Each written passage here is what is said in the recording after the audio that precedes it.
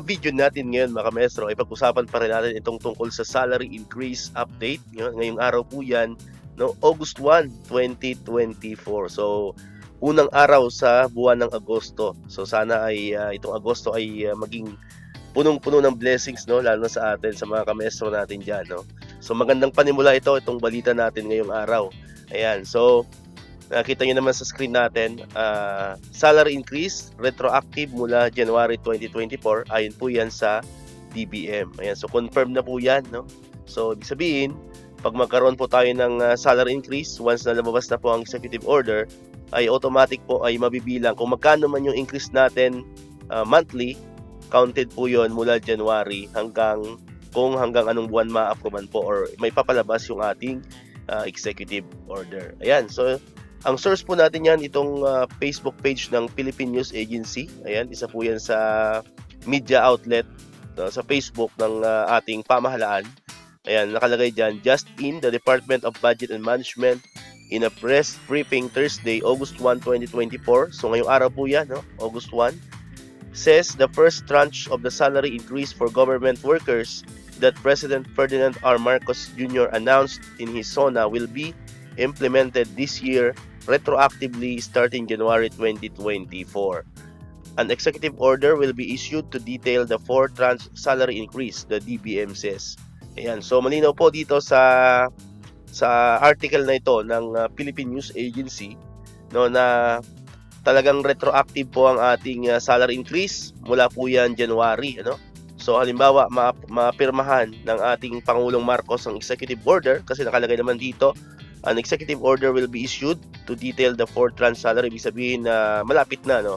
So, for example, ngayong August, mapirmahan ang ating salary increase.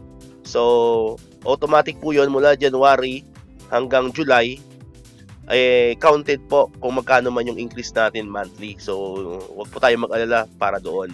Kaya sa tingin po natin, di ba, marami na yung talagang excited, marami na nag-aabang.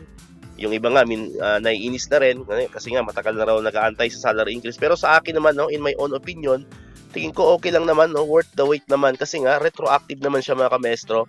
Ibig sabihin, kahit sa December pa yan ma-aprobahan, ibig sabihin, ang makukuha naman nating increase is mula January. So walang problema, at least naiipon natin, no? Naiipon natin yung increase, no, kung magkano man yan. No, pero syempre, sabi nga, syempre mas maganda pa rin talaga kung meron ng executive order. Ang wini-wish natin ASAP, no, para nga kasi pag andyan na, talagang sabi nga natin, to receive is to believe, ano, mga kamestro. Pero okay na rin yun, no? So be thankful na rin tayo mga kamestro kasi nga at least sure na yan, 100% tanggap na natin itong yung ating salary increase, no, anytime soon, ano po. So, antayin na lang natin, no, yung executive order kung kailan siya may ipapalabas. So, abang-abang lang po tayo, no, kung ano man yung magiging development sa balitang ito. Basta ang magandang balita dito mga kamestro, ang good news dyan is retroactive, no, 100% sure na po yan na mula January 2024 po ang makukuha natin na increase. No, kung magkano, yun po yung talagang hindi pa natin masasagot kasi nga hanggat wala pang executive order, doon po kasi natin malalaman kung magkano talaga yung maging increase natin, no, sa executive order na pipirmahan po ng ating Pangulo. So, wala pa pong nakakaalam kung magkano talaga yung exact amount, no. So, antayin po natin yung EO na ilalabas soon ng Malacanang. So, dito ko na mo tatapusin itong ating video ngayon, mga kamestro. So, sana po ay nakakuha kayo ng mga mahalagang information.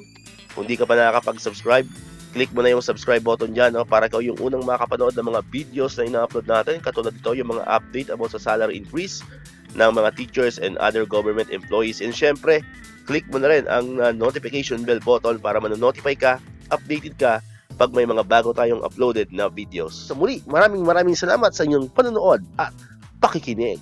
Once again, El Maestro. See you on my next vlog. Bye-bye!